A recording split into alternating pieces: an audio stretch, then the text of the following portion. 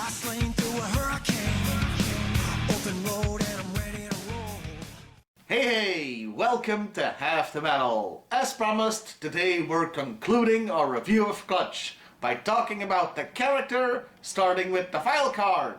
His real name is Lance Steinberg, but that doesn't seem to be a reference to anything. His specialities are transportation and infantry, which makes sense, he drives the Vamp. He hails from Asbury Park, New Jersey. Which explains so much, but we'll get to that later. Also, this has nothing to do with anything, but I often misremember this as being Ashbury Park. Almost like a Berenstain thing. I think it's because there are places in the UK called Ashbury. Anyway, prior to joining the army, Clutch was a mechanic at Manny's Mean Machines, hence the name appearing on that convention figure. There's a quote by, I assume, Hawk at the end. He greases his hair with motor oil, rarely shaves, and chews on the same toothpick for months. Clutch still calls women chicks. He seems like a delight to be around, but once again, we'll get to that later. But I do have to ask, greasing your hair with motor oil, that would make you stink pretty bad, right? I think they wanted to go for a Grease or Defense from Happy Days vibe here, but I'm not sure they pulled it off. His second file card is identical to the first one, so we can ignore it. The third file card, however, well, I've got a feeling that's gonna be a bit different. And yeah, the only part that's the same, apart from the name, rank, and birthplace, is part of the quote where he greases his hair with motor oil, though he says that himself in his own quote here.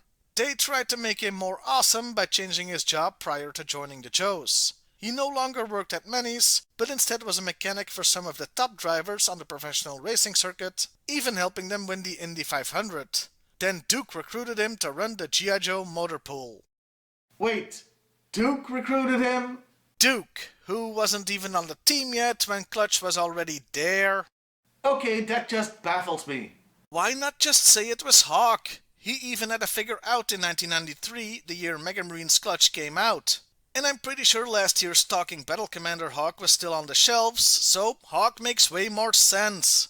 Anyway, Clutch joined the Mega Marines, for the spiffy uniform, I'm sure, but also to be the driver of the Monster Blaster APC, a vehicle I have complex views on. Remind me about that thing when we get closer to the summer of vehicles and playsets. The card also gives details on his gear, but the only thing I want to point out is that his headgear has a camera for monster documentation. I guess he's the original vlogger. The more modern file cards bring back the reference to Manny's. Good, you don't disrespect Manny's. Though some add that he went on to be a mechanic in the Indy 500, sorta blending the two backgrounds. They also put more emphasis on him being a very good and very fast driver himself. And here is where I have to stop talking about the character for a moment and go back to the toys.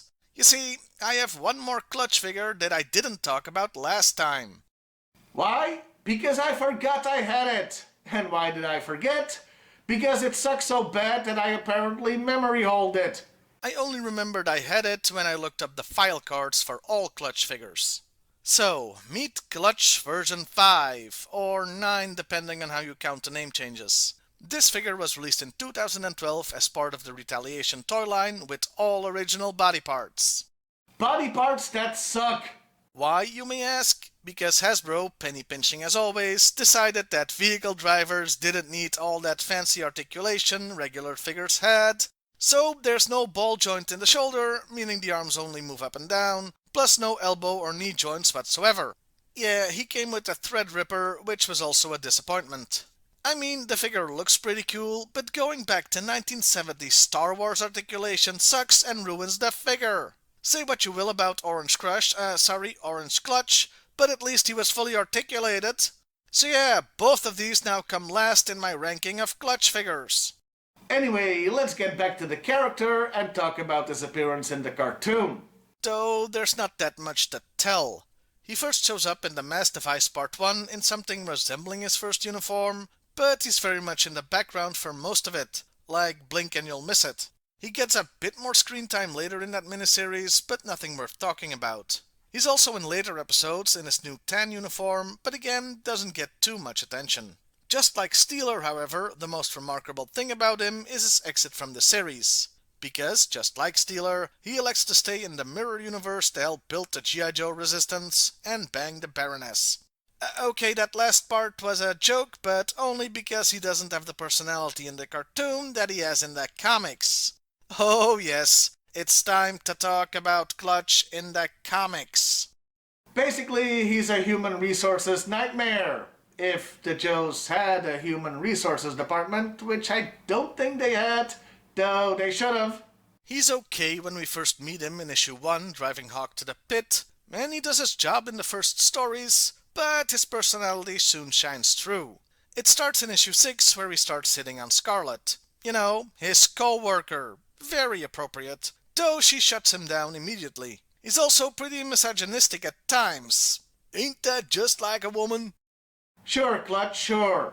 And he keeps either teasing or hitting on her. I don't know when her relationship with Snake Eye started, but I'm amazed Clutch didn't end up with a sword through his chest. Well, his chest if he's lucky in the comic. Remember how he's from New Jersey? Yeah, I'm getting pretty big Jersey Shore vibes off him. He gets a few issues to shine, but he's phased out as his toy became unavailable, though he wasn't one of the Joes killed in the Big Purge. Maybe because Hasbro had such wonderful plans for the character that thankfully never went into the comic. I thought that was gonna be it for Clutch, so I was very surprised he got a pretty big story arc late in the series. Starting in issue 89, where he and Rock'n'Roll go to Broca Beach for a vacation, not realizing it's a town controlled by Cobra, and end up being chased by the Dreadnoks for most of the issue before being captured. They get put in the brainwave scanner, another blast from the past, that is now used to brainwash people in issue 90, 91, and 92. Yeah, apparently brainwashing takes a while. The Baroness then leaks to the Joes that they're being transported, so they get rescued, with nobody being aware of the brainwashing. Then, nothing happens to them for like months, both in the comic and real time. They show back up in issue 97 and seem perfectly fine. Well, almost perfectly fine, because the name Broca gives them a headache. We're approaching the end of the arc in issue 99, as Cobra plans to have them go berserk inside G.I. Joe headquarters and wreck it.